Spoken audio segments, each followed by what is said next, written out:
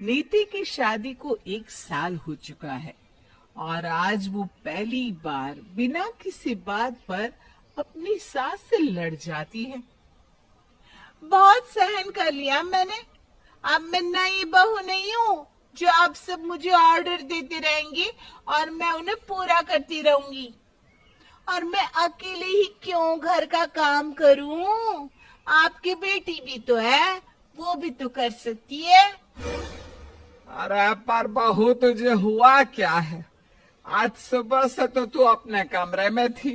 तेरे ससुर जी अभी अभी आए हैं। उनके लिए बस 2 रोटी ही तो सेकनी है।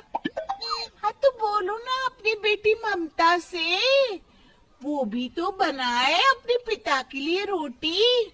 मैं ही क्यों बनाऊं? इस घर की बहू हूँ, नौकरानी नहीं हूँ।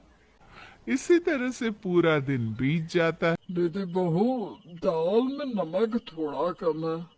जरा रसोई घर से थोड़ा नमक तो ले आओ।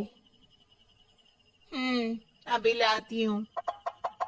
भाभी रसोई में जा रही हो तो एक प्याज भी काट लेना और नींबू भी ले आना। आज बहुत गर्मी है और ठंडा पानी भी। एक बार में इतना सब कुछ नहीं ला सकती।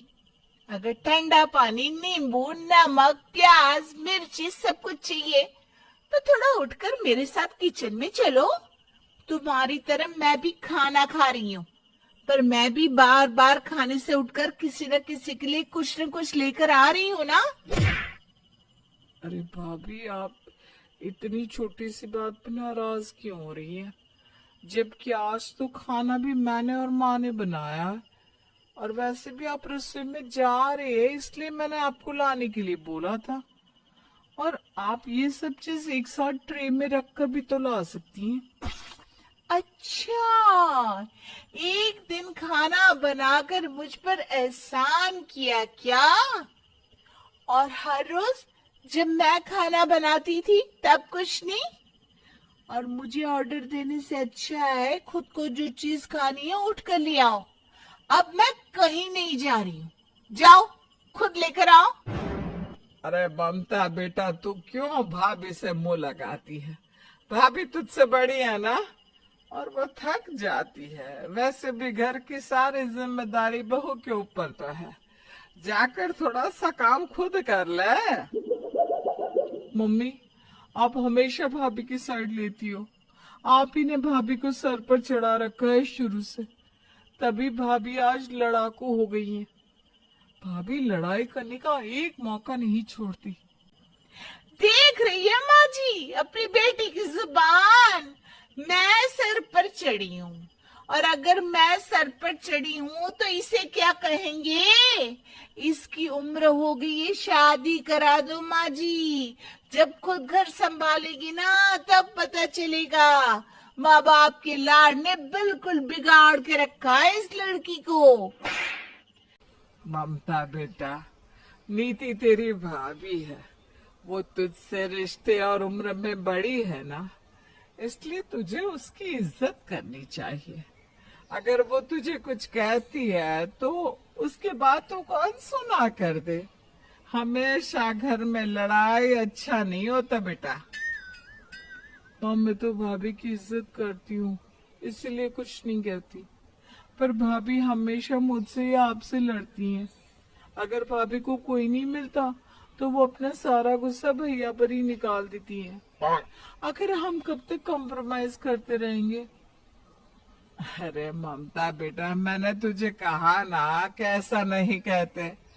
अगर तेरी भाभी ने सुन लिया तो सोच उसे कितना बुरा लगेगा। तू समझ रही है ना मैं क्या कह रही हूँ? अब वो लड़ाकू है तो क्या कर सकते हैं, पर हम तो समझदार हैं ना। रोज शॉपिंग होती है इस घर में। मेरा पति कमाता है पर मुझे ही कुछ नहीं मिलता। आप सब तो शॉपिंग करेंगे ही ना। आखिर बेटा जो कमा कर दे रहा है, अपने पैसे होते तब थोड़ी ना इतने खर्चे करते। अरे बहू, अगले महीने तेरे चाचा की बेटी की शादी है ना, बस उसी के लिए शॉपिंग करने गए थे। तुझे भी तो बोला था, तू ही नहीं गई। पर देख, मैं तेरे लिए साड़ी लेकर आई हूँ। अपने लिए बुढ़ापे में इतनी महंगी साड़ी और मेरे लिए ऐसी घटिया साड़ी, जबकि ये कपड़े मेरे पति के पैसे से आए हैं। फिर भी मेरे लिए ऐसी सस्ती साड़ी और खुद के लिए महंगी वाली। आखिर ऐसा फर्क क्यों माँ जी? अगर मेरी जगह ममता होती तो क्या आप ऐसी साड़ी लेकर आती? बहू, अगर तुझे अपनी साड़ी पसंद नहीं है तो फिर मेरी ही साड़ी ले ले। वैसे सच कहूं, तेरी साड़ी मेरी साड़ी से महंगी है। नहीं चाहिए, नहीं चाहिए मुझे कोई साड़ी। आप अपनी साड़ी अपने पास रखो। रात में जब अनमोल जी आएंगे, मैं उनके साथ खुद शॉपिंग करने के लिए चली जाऊंगी। नीति यार, फिर कभी चलेंगे। और वैसे भी शादी तो अगले महीने है ना, अभी बहुत टाइम है। मैं तुम्हें फिर कभी शॉपिंग करा दूंगा। आपका ना हमेशा का यही नाटक है। मैं जब कुछ कहती हूँ तो आपके पास मेरे लिए टाइम नहीं होता, और जब आपकी बहन, माँ, बाप बोलते हैं तब आपके पास बहुत टाइम रहता है उनको देने के लिए। हाँ, पैसे भी बहुत रहते हैं उनको देने के लिए, पर जब मैं पैसे मांगू तो जेब खाली है। मुझसे बहुत मत करना जब तक शॉपिंग ना करा दो। देखते ही देखते 1 महीना बीत जाता है और पूरा परिवार तैयार होकर शादी के लिए निकलता है। पर नीति अनमोल के साथ अकेले में शादी में जाना चाहती थी, पर अनमोल अपनी गाड़ी में अपनी पूरी फैमिली के साथ जाता है। इस बात पर एक बार फिर नीति अनमोल से लड़ाई कर लेती है। क्या हुआ नीति बेटा? कुछ दिनों से तेरा दिमाग कुछ ज्यादा ही गर्म रहने लगा है। आज भी देख रही हूँ पार्टी में तू अपने ससुराल वालों से अलग अलग बैठी है। कुछ बात हुई है क्या बेटा? होना क्या है माँ?